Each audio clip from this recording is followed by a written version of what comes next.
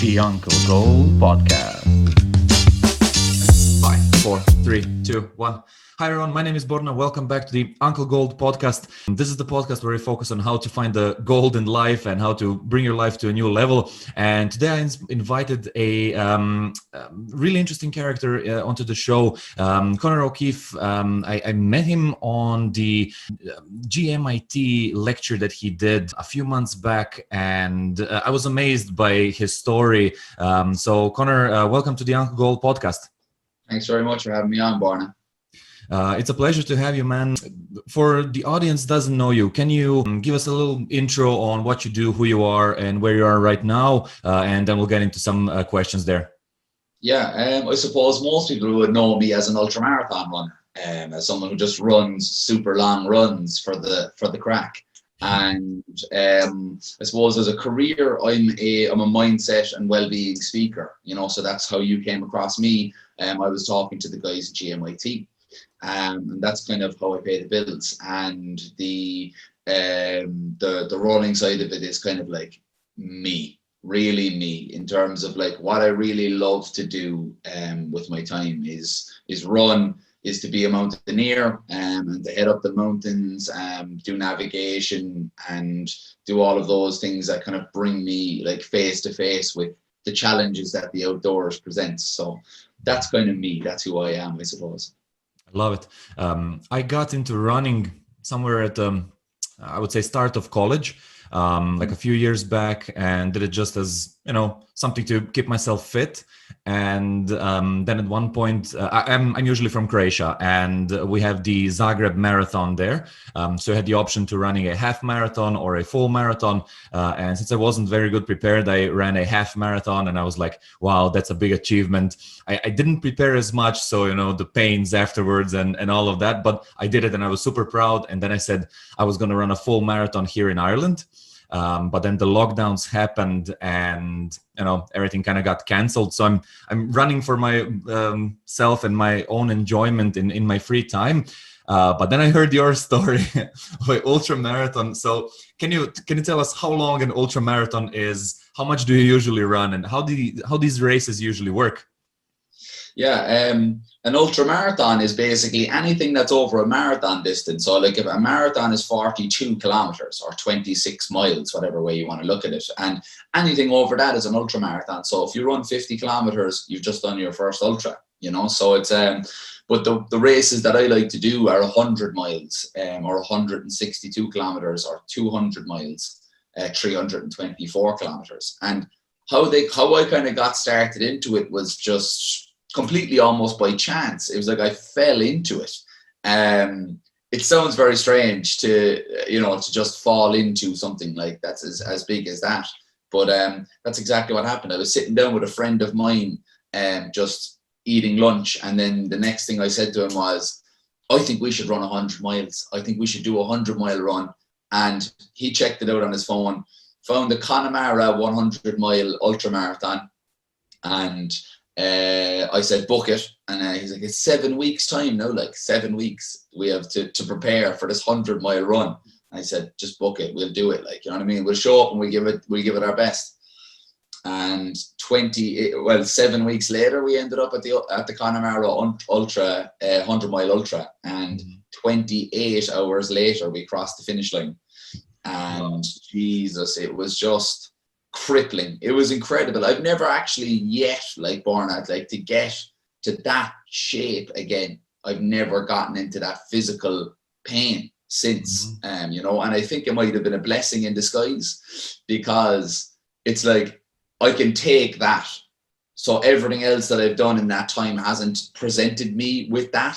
So it's like I have a measuring scale now to go off of. It's like, oh, well, it's not as bad as the first 100 miler. Boom. You just keep going then. You know what I mean? Because you've already been through it, Yeah, I kind of got the same feeling. Our company organized a Ring of Kerry cycle, and I wasn't big into cycling.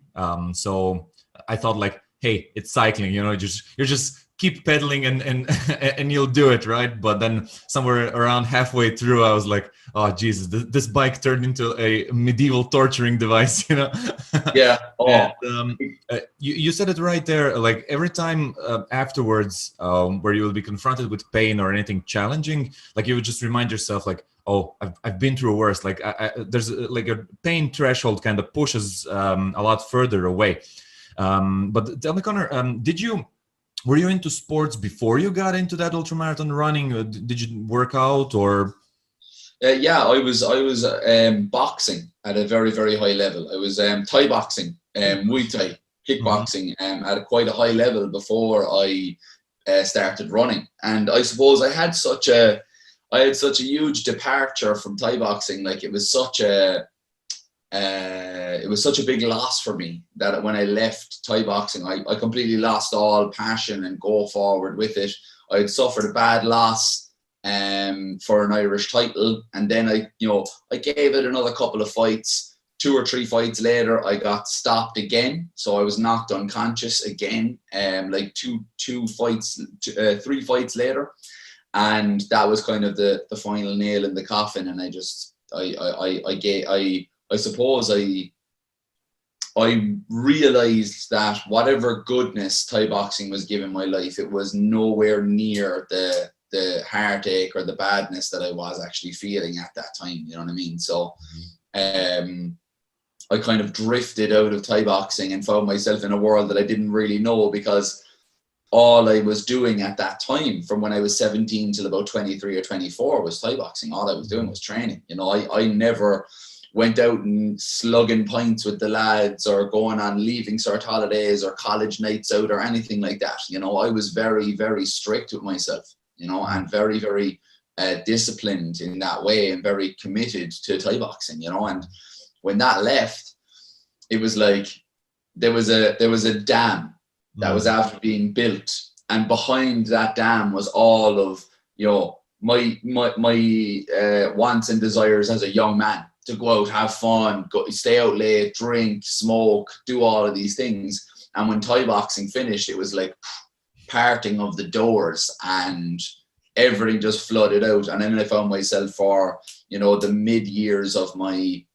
20s, just really, I suppose, living like a normal early 20s person would, and in college and that kind of stuff. But it definitely persisted for a lot longer than it should have. And it also was I was very dependent on alcohol from time to time as well. So, I definitely had a turbulent enough time in that time. It was like I was grieving, the loss of Thai boxing, and the place that it had in my life. And then I just went out then and just was like, oh, well, look, if I've been missing out on all these nights out, I'm going to catch up. I'm going to catch up quick. And then I even took up smoking cigarettes. I was drinking heavily 3 or 4 nights a week. I had found a job after college that was paying me way too much money. And I was just really lost, really lost, really just didn't have that go forward. So the athlete in me was still in some ways here and here, but he really wasn't in the physical form, when I first discovered running, Mm-hmm. And I suppose the impulsive decision to go for an ultra marathon run, was it kind of like your decision to quit all that? In a way, I didn't even know it at the time, because like I wanted to run my first marathon in 2018. So I started training for my first marathon, and really didn't think about it as a big life change or anything. I just thought, I'll run a marathon. Like it was like I've gotten into the ring where people want to cut my head off with their elbows and knee me in the face. I can run a marathon. It's not going to be. I thought, yeah, I'll be able to do it. Not a problem. I'm in some way athletic. I'll be able to train and do the marathon very, very naively, and thought, oh yeah, I'm going to run a 3:20 for my first marathon ever. I'm going to run a 3:20 marathon. I ended up running a 3:38, which is I'm still proud of for my first marathon. But afterwards, I just fell into the same thing, straight out for pints, slugging pints of cider in the sunshine, smoking cigarettes, doing all of the things that I just, I wanted to get rid of these things, but I never was able to give it the full, I suppose the full attention that it needed, from me. So when I found Ultramarathon, I think I was yet again like searching for what the marathon didn't do. The marathon didn't give me this new lease of life. It didn't give me this new, person or, way of life that I wanted. And I was still going out and doing the things that really wasn't bringing much to my life, because alcohol used to put me into a super depressive state, really, really bad depressive state. Like everybody gets hungover. I would get hungover in my mind for 3 or 4 days, and it was just tiring, like, and then I found the 100-mile run. And after I finished the 100-miler, I was yet again back to those old ways. And actually, in the first time I ever ran 100 miles was in August of 2018. And from August 2018 to the 31st of December 2018, I only ran one time because I had lost all go forward with it. I thought, I'm after running 100 miles now, and that's still not after doing the trip, and you're like, and that's when I look back at that, it was one of the best lessons I was ever teaching myself, was don't ever try and let the world solve your problems for you, because it's not going to do that. You need to be okay within here first. You need to sort out what is actually driving you to try and sort your life out. What's driving you to change? What's driving you to want more? And when I was asking myself those questions, I realized that it had nothing to do with what I was doing on the outside. And it had everything to do with me trying to trace back and, a lot of times show myself compassion, wrap my arm around myself and say, hey, look, it's going to be grand. It's going to be fine. Forgive myself for, shitty things that I had done, for regrets that I had, for decisions I had not made or had made, lots of things like that. So it wasn't like I had gotten onto this new track from Ultramarathon, but I think that it really opened the door for me to see what I was doing. And what I was doing was trying to get the world to answer these problems for me, and it wasn't going to do that. And so when it came to the new year, I had done probably in that 4-month period after the 100-miler to the end of December, probably one of my heaviest points of drinking. I was drinking alcohol very heavily, and I was, I basically, had forgotten everything about doing ultramarathons, doing all of this kind of stuff. Woke up on January 1st and realized, I'm yet again at that January 1st crossroads. Do I take this path down of 2 or 3 months, just kind of, I'm going to do better. I'm going to eat better food, train. I'm going to, maybe go off alcohol, all these things. Or am I going to take this route? And this route is a road that you cannot turn back. This is a new life. This is you. This is you being true to you and who you are. And that's different. That's not something that you're just going to go down for 2 or 3 months, see what the story is and turn back. It's going to be shit. It's going to be horrible sometimes. It's going to be times where you're going to have to confront yourself in the mirror. There's going to be times as well where you're going to have to wade through the crap. But there are some beautiful views along the way. You know what I mean? And there are some beautiful times for you to sit down and rest your legs along the way. And you'll pick up some beautiful experiences and beautiful people along that path. And it was kind of like, I had changed the question that I was asking. I was asking, how am I going to change my life? How am I going to get back on track? And I think everybody could have, posed an answer to that question. They could have said, oh yeah, you have to be vegan or try intermittent fasting, get rid of alcohol, do Pilates, do all these things in the external world and they'll sort you out. No, what you need to do is you need to look inward. So when I asked myself why I wanted to change, why I wanted more, that's a question only Conor could answer. It's a personal question to me. Yeah.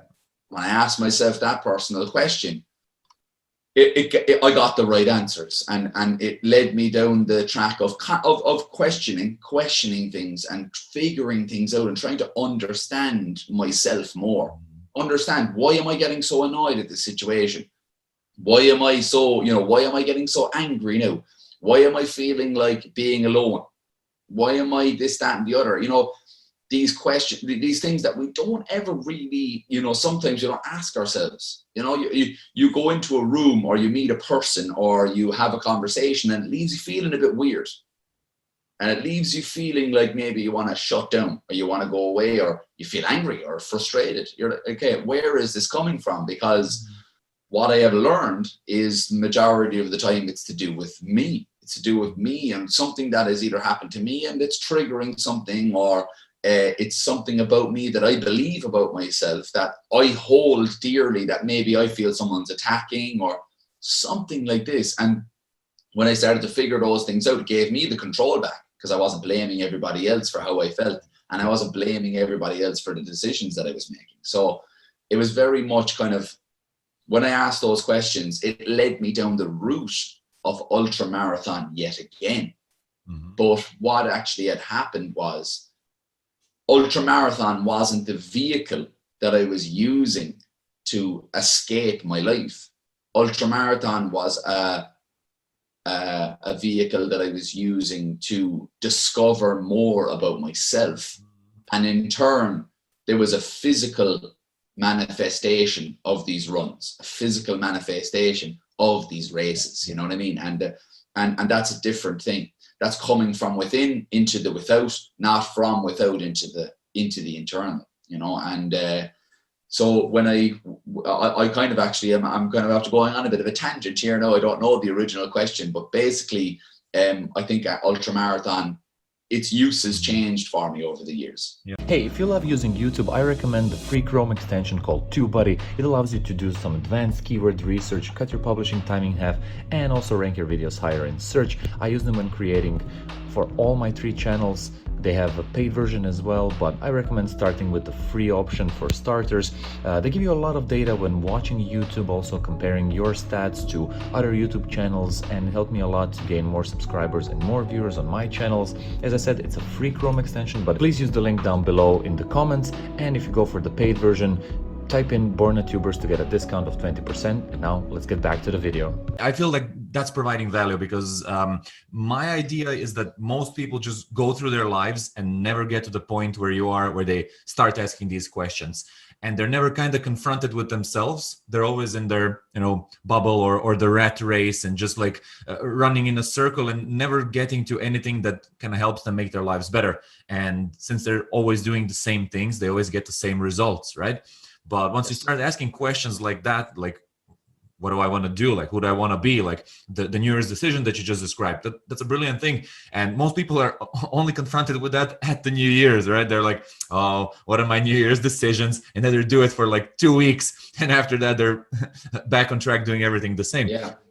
So I feel that the more people are confronted with questions like that, the more their lives will change, because they will slowly nudge themselves into the direction of where they want to be, right? And I kind of feel that you can't change your life only by asking like one question. And at one point, I feel like it's a long process, just like a marathon, just like an ultra marathon, where you gradually chip away at stuff that's, like been implanted in you throughout the years. Because most people go to school, go to work, and then that's kind of it. And they never ask themselves questions like that. So it takes time to change yourself, and it takes time to do some improvements. But I usually feel that it comes with some breakthroughs along the way, where you're kind of like, oh, now that was a big one for me. And I loved your story on GMIT. Can you describe us the first race that you did, and the pains and how it looked to you and how your perception changed? I love that story, and I would love if you could share that with the listeners.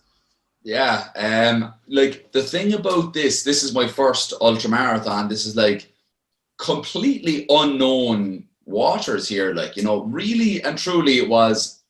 Do you remember when you first started to learn to swim, and you're first making that leap from being in the shallow end where your tippy toes are able to touch off the bottom to, right, we're jumping in the deep end here. Yeah. You know, this was like, I'm going to skip the paddling pool completely and I'm going to go straight into the deep end of this. And so when we started the race, like, we had no idea what was to come. And I think I didn't really get an opportunity to actually think about the race until the following year, until January of 2019. And these are the thoughts that I have brought out from it, like, you know, from those particular times and from feeling that physical stress and that physical pain, which was just, I couldn't have imagined it until I actually went through it, you know. And, you know, where I thought, oh yeah, my legs are going to hurt. My legs are going to hurt. Everything was going to hurt. Every single inch of me was going to hurt. And I mentioned on the GMIT talk, one of the crowning moments was when I got to mile 55. And I had done 26 miles up until this point. So 26 and 26 is 52. So I had done just over double what I'd ever done ever, right? And I suffered a lot doing 26 miles. Mm-hmm. So when I had reached like over double what that was, I remember just coming in and I felt kind of human running into the checkpoint. As soon as I stopped, I knew that I had taken my last step, like running, like proper running. I knew that. I knew there's no way that I'm going to run again, like proper run again. You know, it was, I'm going to be walking or hobbling for the rest of this race. And so I came into the checkpoint for mile 55, hopped into the back of my car. I was handed this soggy bag of Supermax, breast and a bun meal, and I was there eating it away. And everybody had left me behind. My glasses, I was wearing my glasses thing, were all fogged up. All of the windows were fogged up because this hot food was inside in the car. And there was nobody else in the car with me. I couldn't even see what was going on outside. And I was just, you know, eating a few chips and taking a bite of this burger. And I asked myself, like, you know, do you want this to be it? Do you want 55 miles to be it, or do you want to do 100 miles? You know, and I didn't realize it even at the time, but like that conscious decision to say, we are doing 100 miles. We did not sign up for 55 miles. If we wanted to do a 55-mile race, we'd have found one somewhere else, but we did, you know, we want to do 100 miles. That's what we set out to do. So we have to start, you know, we can't sit in this fucking car all day. So took one more bite of this burger, lobbed it into the bag, threw it into the front of the car, and just got out and started walking, like, you know, started to get my body moving again, started to warm it up again. And it really started to take hold. About 10 or 12 or 15 miles later even, I really started to really feel it, not only in my legs, which were really sore at that point, but my back, my spine was absolutely crippling. It was like someone was just catching both ends of my spine and just squeezing them together and just making me like curl backwards upon myself. And I got into the next checkpoint, mile 82, and that's Roundstone. And Roundstone, I will never forget Roundstone because of the pain that I was in. And I did the same race a year later and got into Roundstone and felt fresh as a daisy. It was so strange, you know, to be back there and to not have PTSD about it, but to have, you know, in some ways positive memories of there, because I realized how deep I could dig. And I hobbled into Roundstone. This is something I didn't say in the GMIT talk. I actually took a wrong turn when I got into the town. And when I went down and I was going towards these houses there were people outside cheering. This was at like 2 a.m. and they were all drunk. They were at a house party. And I was like, oh yeah, right, this is the checkpoint. I'm in a different world right now in my own head. So I'm just beyond fatigued. And they're like, no, we're not the place you're meant to go. And I'm like, where am I meant to go? You're meant to go back and go up the hill. So I had to double back on myself and go up this big hill.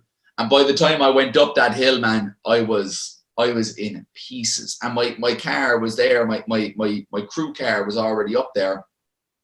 And I remember just lying down on the concrete. Like I just got down, lay down, and my friend actually got a towel and laid it out and like picked me up, put me onto the towel, and reversed the car to where I was so that I could put my feet up on the boot.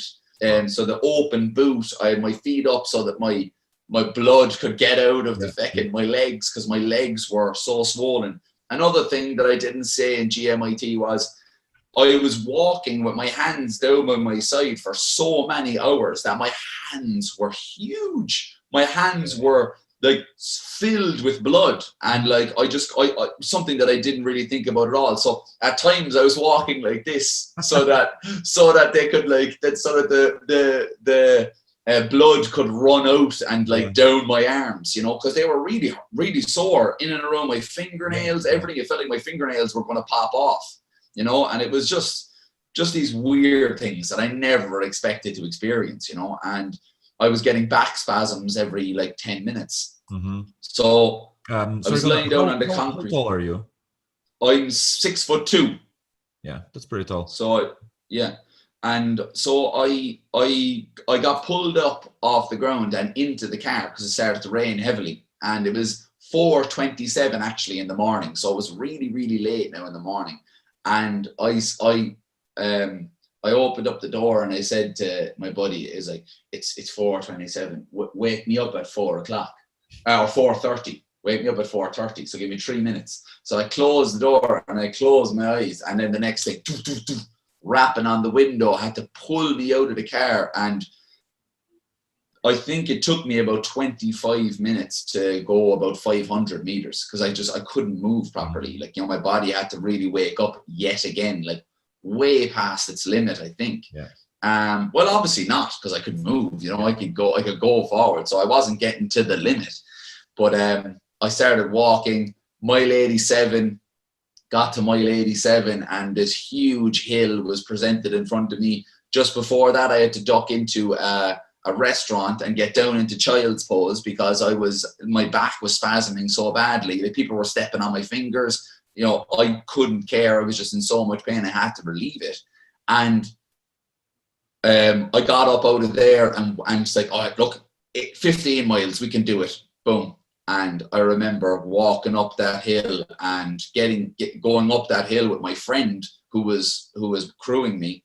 And I started to fall backwards, going up this hill because I actually couldn't physically put myself forward. Yeah. And he put his hand on my back and kind of tried to push me forward. And I said, no, like, you can't, nobody else. And this is like, things like, nobody else is going to be doing this. Nobody else is going to be getting shoved up hills and all this kind of stuff. And I'm not going to be there, you know, holding a finisher's medal with the rest of these people if you've helped me do it, you know. So he pushed me. I think I took about 2 or 3 steps, and I took 2 or 3 steps back, and I said, you can't touch me now. So if I don't make it up this hill, I have to hop in the car and we finish, and that's done. We're done. So if I get up it and we move forward, then we'll see what happens. But if I can't make it up this hill, there's no way I'm going to hop in the car and call it a day, because, you know, I can't be there.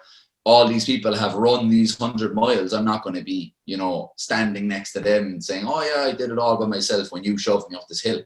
So I got up this hill and brought it home and finished 100 miles. And I realized that in that time, when I was in that car at mile 55 and I made that decision to run 100 miles, there's nobody looking at me. There's nobody, you know, there, you know, thinking, you know, what's he going to do or whatever. There was nobody around. It was just me in this, you know, fogged up car. When I was being shoved up that hill, I don't think anybody, even the organizers, would have cared if my friend put his hand on my back to help me up these steps. But it didn't matter to me. really in that way. And I realized that in that moment, in that race, it had unlocked something that was really within me. That was a core value of mine. And the core value of mine is, when nobody else is expecting anything from you, expect everything from yourself. And that my own evaluation of who I am and what type of person I am is coming from me and not from anybody else. And it's not coming from a finisher's medal. It's not coming from an Instagram post. It's coming from who I am, who I feel I am, my own principles of being committed and disciplined to these things. And I had forgotten that, I had forgotten that. And I think at that time, I don't think I was in the place to see that. I was only in the place to see I wanted to finish the race. But when I had that time to reflect, in the next year, when I was training for the 200-mile race, I realized that I've been fostering things in my mind without even knowing it. And those things are, I'm gonna fail or succeed at anything in life by me, by my own steam, by my own power. And then what I realized when I was in control of my success or failure was, I didn't really care if I failed doing something that I was aiming for, as long as I gave it all, as long as I gave it everything. And that's what I would say to anybody that is, that wants something that's huge. Like, I have a race in September, the Kerryway Ultra, and I said, I'm going to break the course record. And people are like, that's insane. Like, you're not going to do that. Like, but because I'm going to have that goal and I'm going to set it up there on the pedestal. And if I fail and I'm put on the altar of sacrifice, that's okay. But I was fostering these ideas of accepting failure as part of a life that's filled with great things and filled with fantastic experiences. You're going to fail at things, you know what I mean? And that's just the way it goes. And so I was fostering that idea of being okay with failure long before I realized that I was even doing so, and I think I wasn't in the position, or I wasn't in the headspace to really think about that at the time. I was just kind of like, I'm just running 100 miles. I didn't realize that it was going to help me unlock parts of myself and unlock lessons that I will hold for the rest of my life, And when you got to the finish line, how did it feel? When I got to the finish line, it was very, very strange, right? Because I've gotten to the finish line of so many different things. I've got my hand raised in the ring. I've come to the finish line of a marathon, that I thought was like the be all and end all. And I got to the finish line of this 100-mile race, and it was very much like I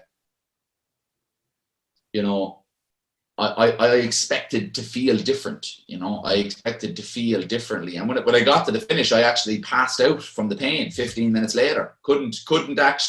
I couldn't take the pain anymore. You know what I mean? Like, these people that were like, they were breaking themselves in half to do these races might have put in a year's training. I had done 7 weeks, and my body was just, it wasn't capable, I don't think, of actually holding on to that much like pressure and misery, you know what I mean? So I just passed out from the pain. And so when you fast forward, what was it? 9 months from there, I was finishing up the 200-mile race, and it was completely different because I wasn't expecting to feel any different, and I didn't feel any different. It was just a thing of, I had that, initial fuck yes, you know what I mean? We're just after doing this huge thing. But it wasn't like I was expecting that to unlock something within me that was going to, change anything about me or about my life. I was already doing that, and I was already on the right track, and I already knew that. It wasn't like I was, expecting it to change me. I think that's one of the things that people get in some ways, including me, and I have done so many times. They get it wrong in that they're expecting the finish line to bring something to their lives, when that's actually not even the nature of a finish line. The nature of a finish line is to end something, and if you think that if you think that like coming to the finish line of this thing is going to start something along, you have to be in the place for it to start something.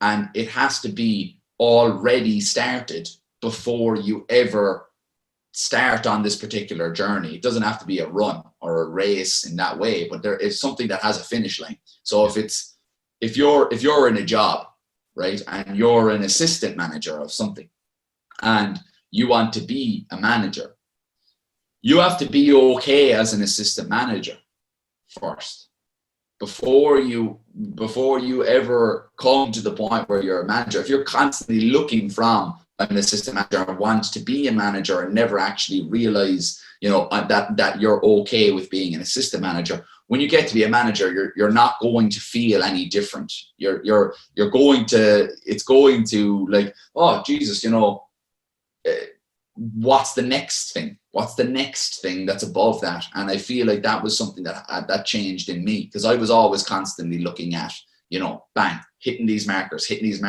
doing these goals, marathon, ultramarathon, all these type of things. And I really feel as though I had to just slow down a while and just go, I'm okay with Conor, regardless of what's happening, Yeah, that's a great place to be at, man. So happy for you, dude. Hey, I hope you're enjoying the Uncle Gold podcast. If you want to support this whole project, make sure you go to the second channel called Uncle Gold Podcast Clips. There I create short form videos with the best topics from the interviews that I do on the main channel. You get their videos daily. They're separated nicely into playlists, so you can choose the topic that you want to watch most. And now let's go back to the video. Let's bring it back a notch. Let's say somebody wants to start running right now. They never ran before. What would you give them as advice, like real beginner's advice, how to get into it? What are the first steps? What to look out for, how to think about it, and how to prepare? Okay. Well, I would say, if you have money to go out and eat in restaurants, and if you have money to buy slabs of Guinness or bottles of wine and things like that, I would invest in a coach. So I would the number one thing that stops people in their tracks from running is they get injured because they don't know how much they should be running, how fast they should be running. It's the strength training, and strength training is number one. My first port of call for anybody is get strong, and not lift 200 kilos above your head. I mean get strong in terms of and I mentioned this in a flippant way earlier, Pilates and getting strong with your body weight and trying to figure out muscular imbalances, all of these things. A lot of the times we're very strong in the front and very weak in the back. That's what usually the case is, because we sit a lot. Yeah. So we sit down a lot. So, our glutes, our hamstrings, our calves are quite tight and quite weak. And so for anybody, I would say invest in a coach. If you're really the message that you're sending to yourself when you decide that I want to start running is because you think it's going to benefit you. You think your life is generally worth effort and worthwhile. Yeah. So it's worth investing in. So I always say to people, if you are going to do something like that, if you were going to learn a language, you could teach yourself, but most of the time, if you really want to learn it, you'd find somewhere that is teaching a course, or you might even meet up with a group of people that are also trying to learn this language, and you could converse with those people and all of these things. It's just the same with running. It's you have to, information and knowledge is power. Yeah. In whatever field you think about, so when you have more information, you have more knowledge, you'll be more powerful within that realm. So you won't get injured as much. You'll hit your markers and your goals. You'll enjoy it more. You'll just enjoy it more, because I think that uncertainty in anybody's life is never pleasant. You know what I mean? Yeah. So if you're putting on your runners and you're thinking, oh Jesus Christ, I hope my knee doesn't flare up now again. You're not enjoying the run. You're not enjoying the process of the run. After a day's work now, because Mondays are a break day usually for me, so they're usually a hectic work day. Mm-hmm. And I today is different because I've had a week off training. So today I'm training, and it's like, I cannot wait until I've gotten ticked all the markers on the book so I can go out and run. Yeah. And it's because I'm safe in the knowledge, knowing that I've done the work that allows me to keep this going and not be injured. And I'm working with a coach, you know what I mean? And he's keeping me on track, you know? So the thing that I would say to people is, like, if you can afford a coach, get a coach. If you can't afford a coach, try and soak up as much knowledge as you possibly can. Long before you ever step foot on the road, just be a sponge for knowledge. Yeah. And that is watching YouTube tutorial videos, downloading. I love the Nike Training Club app because it gives fantastic warm-ups and cool downs for runners. It gives great core strength exercises for runners. And it's like, it's cheap, it's free, and it's the next best thing to actually having a coach, is being able to do that. And what I recommend for people when they do that is that they pick their 2 or 3 exercise routines that they like, make them into a program. So on Tuesdays, Thursdays, and Saturdays, we do strength and we do our core work. We stay off the road and we do those days. And then next week, your Saturday is your Thursday and your Thursday is your Tuesday, and mix it up like that. It keeps kind of things going, keeps things guessing. And then after 6 weeks, pick 3 different ones and put them in, because keep the body guessing all the time. Just keep on taking on as much knowledge as you possibly can. Because when I first started, and look as well, anybody who says they know down to a T how to train and nourish for runs, like down to an actual T, is a bit of a spoofer, because no 2 people are the same. So you know what I mean? It's trial and error for all of these things. But definitely arm yourself with the information first, and then get yourself on the road. Yeah, I agree, man. Learning is such a big part of everything that we do.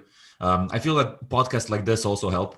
I learned a lot just from listening to people who talk about their experiences, and then I kind of match them up against my own, and then I kind of get a comparison, and I can learn from that, and it gives me a lot of, as you said, knowledge, which equals power if you use it, of course, because knowledge can also be just potential power. If you know a lot but you don't use it, then it's kind of wasted there. So taking action is a big one there. And once you get it into a routine, like when you've done it for like a few weeks, when it's natural that you just do it, you just get into it, then it becomes extremely valuable, because then you don't think about it at all. You just go. You know that tomorrow you're going for a run, and you just go.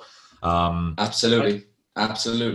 I feel that that's a big problem for people to kind of get into starting a new habit, like running or working out or anything like that. And we'll talk about that more. But before we do, if anybody wants to reach out to you, where can people find you? Like, where you're on social media, or any contacts where you want people reaching out to you? Yeah, I suppose I'm on Instagram at O'Keeffe, Cokeeffe, and that's like headquarters. That's the hub. That's where everything is. Like, if you click my link tree in my bio, you'll get onto my Patreon, and my podcast Flip the Script is there as well, and that's episode 22 is just out today. So we're 22 weeks into it and going strong. And it's just, if anybody wants to reach out, send a message, say, look, they liked something on the podcast, I'll get back to everybody as quickly as I possibly can. And for sure, I'd love to hear any feedback at all. Perfect. We'll leave the links below in the show notes. But let's get back into this question, because I think that might be a big one for people. A lot of people want to start running. A lot of people love the idea of, I'm a runner, I'm going to do it every day. But they never get over that initial hurdle of getting out of the bed, putting their runners on, and just going for it. Do you have any tips for people who are kind of struggling with the first step of just making themselves go out there? Yeah, I do this kind of trick, and I talked about this in the GMIT talk about, like, our cave person brain, right? So like my caveman brain is still working 50,000 years ago, when I'd have to be like, constantly worrying about whether I'm going to eat or not, or whether I'm going to be eaten or not. And so having that brain in a time when we can just ring up Just Eat is really kind of like, you know, why would we be bothered? You know, why would, like, 50, you know, 30, 40,000 years ago, if we had food and shelter, we're not doing anything. Yeah. We're not going anywhere. There's no need to run. There's no need to do any exercise. There's no need to do those things because our needs are taken care of, you know? So we are able to actually just live, and we're able to just take it easy. And so when you go into the modern day and you've got Netflix and you've got Just Eat, you combine the two of those together, you don't really have much, you know, pulling you to get out onto the road. So you really have to think about, you know, okay, right, my cave person brain isn't built to be motivated, so I'm not going to give myself a hard time for not being motivated, right? So what we're going to do instead is we are going to trick the caveman brain. So we're going to trick my caveman brain, right? So if my caveman brain, like today, you know, I have an hour run and I don't really want to do it, let's say I'm just like absolutely couldn't be arsed. You know, it's a really long day. It's been on the laptop, writing notes, all this kind of stuff, not wanting to do it whatsoever. The house is in a mess. You know, what am I going to do? You know, I don't really want to go and do this hour run. So I say to my caveman brain, I say, look, okay, do you know what we'll do? So we're not going to do the hour run. We'll just go, we'll run a kilometer down the road and we want to run a kilometer back. How does that sound to you? You know, sounds pretty okay, isn't it? And the caveman brain in me says, yeah, we can do that. That's okay. You know what I mean? That's manageable. We'll be all right with that. And then we'll come back out here and we'll chill the fuck out, won't we? And then I'm lacing up the runners, and that caveman brain's been tricked. And like, the thing is, the more you believe it and the more you buy into, yeah, look, I'm not feeling it today. Like actually saying it, like, I'm not feeling it today, so I'm just going to do this 1 kilometer. That's it. And that's fucking it. And I'm just going to do this 1 kilometer. You're lacing up your runners, getting them out, do your warm up, whatever you want to do, and get out on the road. When you're a kilometer away from the house, the caveman brain is back in the gaff. Yeah. So like, you know, so you're already out there, you've tricked the brain. And I found, and this is what I was using a lot at the very, very beginning, was the more I tricked that part of my brain, the more that it just, you know, it almost became just habit for me to just go, look, you know, I don't feel like doing it. You know, I know I'm going to trick myself. You know, I know I'm going to trick myself into doing it. So I'm just going to do it. You know, it skips the whole process and it just becomes a habit and you do it. And when you go from trickery into a habit, then that habit becomes discipline. Mm-hmm. It becomes discipline. And that's what happens is like, it comes to the point now where I'm like, I really don't want to do it. And as soon as I know that I really don't want to do it, I know I'm going to do it. You know what I mean? Yeah. And there's a difference, and there's a difference because I come face to face with this difference this week. There's a difference to when your body is like, no, we are not able to do this week. We are like I'm flat to the mat. Like my body was telling me the last couple of days, my glands were swollen. I had mouth ulcers. I had all these things that were leading to me believing, look, I'm actually really run down. That's when it's time to listen to the body and say, fine, we're gonna take care of you now because you've done so much goodness for us. You know what I mean? You've helped me run these races. You helped me do all these things. So I'm gonna give back to you. There's a difference, and identifying that difference of I couldn't be arsed versus I'm actually broken down. Yeah, is a very, you know, it's something that I'm still trying to get more in tune with, and that's listening to my body, getting to know my body a bit more, reading the signs. Like I wake up in the mornings and my legs hurt. My legs hurt sometimes just because I'm just training too hard, and I'm waking up and my legs are already sore. Then I know it's time to, and my throat is swollen up. Because what happens is your body will tell you in stages. Because there's a book, I forget the author's name now, but The Body Keeps the Score is what the name of the book is. And it's basically saying that your body's never going to lie to you. Your body is going to tell you. It's your mind that lies to you, but it's your body is going to tell you the truth. So like my body will start by swelling up my glands because it's trying to fight something inside me. There's probably stress hormone it's trying to fight. Then I'll get mouth ulcers. And then if I don't listen and I keep training and I don't listen again, it's gonna start cracking my lips. Yeah. So my lips are gonna start cracking and bleeding. And then you're into the stages then where you're getting headaches and where you're just not sleeping. And that's what happened to me. I wasn't sleeping, and that was like, rest is like, that's another thing that I'd say to anybody that's getting into running or exercise or anything like that is hydration is phenomenally important, and so is nutrition. But sleep is sleep is the platform that hydration and nutrition sit on. Like it is the foundation of everything. Good quality sleep is just key. When you're training intensely, is 8 hours enough, or should you sleep more? If you can sleep more, sleep more. Like I try and get my 8 hours minimum. But like if you can sleep more, try and sleep more. And even to getting a little nap in during the day is actually good. You know, getting a little nap in during the day. If you can shut off, if you've done your work and you're like, oh, I can actually shut off for 20 minutes, half an hour. Yeah.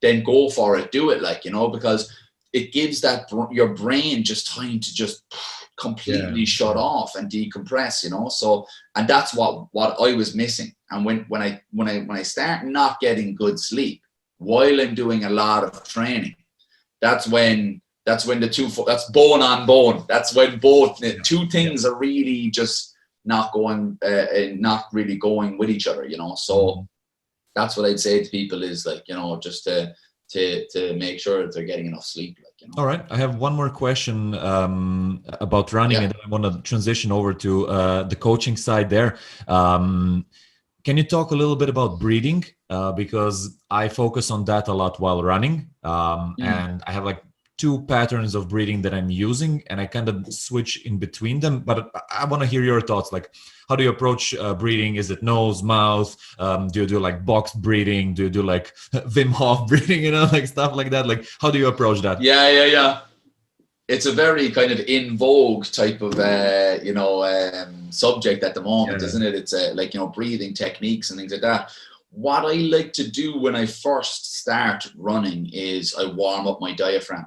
So the diaphragm is that muscle that sits underneath the lungs that basically, you know, causes the rib cage to, you know, to compress and decompress and actually pulls air into your lungs. So that's a muscle. And so, like, this is very funny.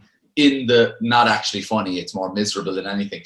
In the 100-mile race, I started to get really a lot of pains in my diaphragm because my diaphragm was working for so much longer than it ever had done before, you know, at such a high capacity. And my heart rate was so high for so long that it was just, you know, going through a lot. So I try to, by warming up the diaphragm, I mean, I'm sucking in deep, like capacity, and it's usually nasal breathing when it's at the very start of a run, and deep in through the nose as far out as I can, pushing the rib cage out and like warming up the intercostal muscles really, you know, between the rib cage and getting those ready to work. Because I found that, and this is actually from a VO2 max test that I have done, that I'm a shallow breather. You know, that I actually breathe quite shallow, like quite rapidly, when I'm doing high intensity exercise, which is not efficient. So I always try to open up the diaphragm, and I will, when I'm running at slower paces, I will try and do more nasal breathing than I do mouth breathing, because I think it just seems to be a better energy pathway for me to breathe through the nose. But the real kind of crux of it for me is to actually slow down my breathing. It sounds so strange. I slow down my breathing during higher intensity work exercise because I'm getting more oxygen into the blood and I'm getting more out of the breath, you know. So it's very important for me to just, 1, warm up the diaphragm, and 2, be conscious of my breathing throughout. And it doesn't, if people find it quite difficult at the start to do like nasal breathing and things like that. Slow the pace way down, and slow it down to the point where you can easily do 10 full breaths in your nose and out your nose. Mouth closed is what I would say, mouth closed breathing. So you've got your mouth closed breathing for 10 breaths, and then go to your normal breath, but keep a hold of it, you know, because I find that I've left it kind of just go when I'm huffing up the side of a hill or something like that. I find that I'm really trying to slow it down, doing through the nose and through the mouth at the same time, filling up my lungs, and even 3 or 4 breaths like that helps me to regulate it a bit more. Awesome. Thanks for that, man. I'm definitely going to remember that, play around with it. I never do like warm-ups for the diaphragm before, but I'll take that advice. Thanks. All right, let's transition from the running into the coaching. I had a few coaches here on the podcast just because I like talking about personal development and mindset and everything related to that. How did you get into it? Where did the idea come from, and how does it work for you? Can you talk a little bit about that? Well, I'm actually not a coach, right? So the thing, what actually happened was I actually started a master's in coaching psychology, and I went to one lecture. Like, so I went through so many different rounds of, you know, interviews and written applications and all of these different things to be picked to get this position. And so I went into the first ever lecture. It was a 2-hour lecture, and I remember shutting down the laptop and just thinking, no, this isn't the path that I'm meant to be on, you know. Yeah. And I actually just emailed the head of the course and said, look, apologies for this, but I think it's better that I stop now, more so than after Christmas or something like that. And, you know, this was September, and give somebody a full shot, you know. So if you've got somebody on the waiting list, at the top of the waiting list, give them that position, because she'll make a better go of it than I will, or he will make a better go of it than I will, you know, because I'm not in it, you know. I wasn't in it, and I had felt like I do like theoretical learning, and I love reading books, but like I'm very much in a frame of mind that I like to give myself my own direction on what knowledge I do take in. So I decided that I was going to be able to make my way through life in the way that I wanted to. And I had my stumbling block. So after I left the coaching masters, because I had been speaking. I had been doing speaking jobs up until that point, you know, before. So, and then obviously COVID hit, and it kind of changed things up a bit, you know, because I think everybody was in that position where they were like, I don't even know what the flip is going on here. So the last thing they were thinking about was getting somebody in to talk to the staff. And then they realized, okay, well, we might have a mental health crisis on our hands here. Yeah. And it just so happened that this year I made a promise to myself to give myself a work day. So I wasn't employed, I wasn't in college, and my savings were quickly running out. So I said, okay, I'm going to give myself a work day from 8:30 to 4:30 every day. If I finish a bit earlier, all gravy. If I want to start a bit earlier, all gravy. But I'm going to give myself a work day. Yeah. And that was to do with the podcast, with writing, with loads of different aspects of life. And so when I started to give myself that, it was as if I was telling the universe that I'm going to pave my own way. And then I started to get jobs. It was just, and I never advertised really. And I should start advertising more, because like I'm after getting quite a few jobs now at the moment, and it's been a very busy period for me. And I'm just like, okay, I had to take that initial step to say in that lecture, like really dig into my gut feeling and say, this isn't it. This isn't the way I'm going to go about it. I've mentored people, and what others would say is coaching, I may have done that as well. But what I really am trying to do is coach myself first. Coach myself to the point where I feel like I am so versatile and so, adaptable and flexible in my own life. And that's what we're trying to be in our lives, is to be adaptable, flexible, to be able to give and take, to be able to move through life in a more flexible way. And so if I'm able to do that for myself, and I'm able to get to the point where I'm pushing, or I'm able to, achieve these things, then we're going to have a good speaker at the end of it, and he's going to be able to give, impart his knowledge in the way that he sees. And so that's what I decided to go on, was I'm going to work on my own personal development first, and then a career will come from that. And I'm not departing, I'm not leaving the platform in the train station of the coaching train. It's something that I'm going to hold the door open for myself. But for the time being, it's very much like I'm living my life that's a very much introspective, leading back inward and back into myself, and I feel like if I had gone down the coaching route, yes, there would have been an awful lot of personal development for me, but I think I would have been focusing on the client way more. And people are like, well, you're probably, and I think that people would have been said, well, it's kind of natural that you're going to think about the client if you're a client orientated, business, And so I said, well, that's not really the way it should be. To be honest with you, if I'm going to be giving somebody advice, or I'm going to be talking to someone about their goals, or coaching them on a way, to get to where they want to go, I think I should probably be talking from a side of me that's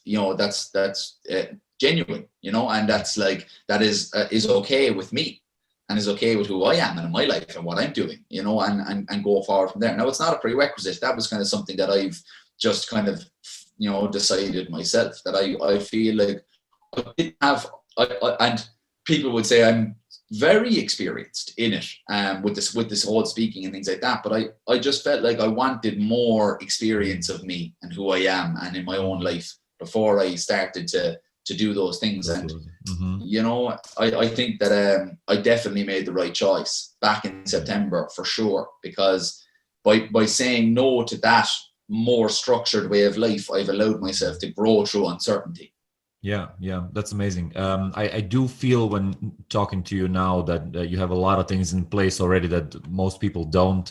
And the way you speak, it sounds like you're on the right path, man. And I wish you a lot of success with that. Was that where the podcast came in, or was that before, where you decided to focus more inwards? Because from what I heard on the podcast, it's like you're talking to yourself a lot, and trying to figuring out the right steps, and putting blocks together. Yeah, like I think it was just like, I'm going to tell my story to people, and I'm going to, like, what the podcast has turned into now really is a roundup of my week. It's like it's turned into the thought patterns and the readings and the experiences that I've had during that week have really just filtered into my life. And that's, like I mentioned to you today, that I had to take a week off training because my body was basically telling me, we got to stop, we got to slow down here. And that's just something that I really hadn't done very much of, was listening to my body to that extent and really giving it that time off. And when something like that happens, and when it's a new experience, there is new lessons to be had. If you are actually willing to turn inwardly and figure out, okay, why have you never slowed down and given yourself that break? Because my ego was telling me, we got to be pushing all the time. You're that ultramarathon guy. Everybody thinks of you as the ultramarathon guy. You got to be able to push through all this type of crap. You have to be always on, right? Absolutely. You can't take days off. 100%. And I said this, I was so much more vocal about my week off training on my Instagram than I was ever really about my training weeks. Yeah. Because I wanted people to know that, like, our lives are not, are not Instagram. Our lives are not, what we put across. Our lives are ups, downs, where we have to ride the crest of waves. And that's what the episode of the of the podcast was called was Learning from Waves, because I was learning from the waves of life. And, you know, I'm going to be up on the top and the crest of the wave, you know, and I'm going to be down into the barrel of the wave as well. And that's okay. But, you know, it's the learnings that you're going to have from both ends of those spectrums. That's what I'm interested in. And that's what the podcast really is like being able to flip scripts. The reason why I never took the break off training is because I'm just able to do it. I'm just able to, you know, my mind over matter. No, it's because you are being driven by your ego to keep going long after you should. And there's a time and place. There's a time and place to listen to my body. And like during an ultramarathon, I don't listen to it. It doesn't, you know, it doesn't register and it doesn't get any say whatsoever. We just move forward and that's it. When I'm doing a training block and I have that time to just, you know, to really think about like, you know, I'm doing this for my health as well. You know what I mean? I'm doing this for my well-being as well. You know, I'm training because it makes me feel good, you know, physically and mentally. So, you know, if it's not doing that, then we're not getting what we want out of it. So then we're just butting our heads against the wall, you know? So I really feel like, like that's what I call, you know, in terms of like training is like running maturity, you know, maturity in running, knowing when to stop is just as important as knowing when to push. Yeah, that's true, man. Awesome. One more question that I always say for the end of the podcast, since it's called the Uncle Gold podcast, is the idea like, oh, you probably didn't have the uncle in life that taught you how to get gold in life, right? And that's where we have the podcast where we invite the people to share good ideas and tips and tricks and everything. Conor, how do you find the gold in life? I search from within myself. I ask myself the questions. I think I spent so much time in my life trying to get the world to figure out those questions for me and just actually slowing down. What I would say to people, because this is more so focused on our days and times right now, and that is social media and media in a whole has really it has seeped into our lives. It has been ingrained into our lives right now. And it's gotten us to the point where sometimes we feel like and this is one of the most dangerous words in the English language, we should be something or should be doing something or should feel this way about this certain thing. Ask yourself, do you really want to? Do you really feel like that? Do you really want to be, you know, doing these things or have this thing? Because half the time in my life, I was just doing these things and I was like, what the fuck am I doing this for? You know, it's not for me. I'm not enjoying it. I'm not getting, you know, what I want from it. So ask yourself what you actually really want. And, you know, a lot of the times we can feel like, I have to be super productive. I have to do these things and that. No, ask yourself what you want from the day. What do you want from the day? What do you want from yourself? And forget about everybody else on Instagram. Forget everybody else on social media. Even forget about your buddies. Forget about your parents. Forget about your girlfriend, your boyfriend. What do you want? What's the thing that, you know, is going to benefit your life, benefit your well-being, benefit your mind? And it can be tough nowadays to separate what we actually feel versus what we're made feel by the outside world. So definitely check in with that, because I think I found myself chasing down things that really just never were going to give me what I wanted, because I couldn't separate that. I couldn't separate what other people wanted or what other people thought I should be doing versus what I actually wanted to do. So, and that was a perfect example with that Masters. I think the Masters was something that people thought I should do. And I went all the way to the start line.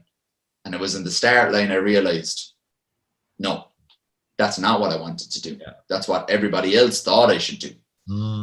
So. Awesome stuff, yeah.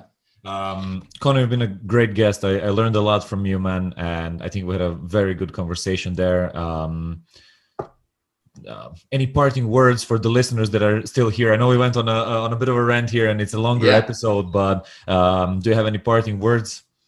2 words, be you. Because there's nobody in the whole world that's better at being you than you. And I wanted to be somebody else so many times and for so long in my life. And it was only when I finally realized and gave into the fact that I was going to be me, regardless of what I wanted or where I was going to go. So it's about time that I made that me, you know, the best possible version it could be, and what I saw for it and the best light.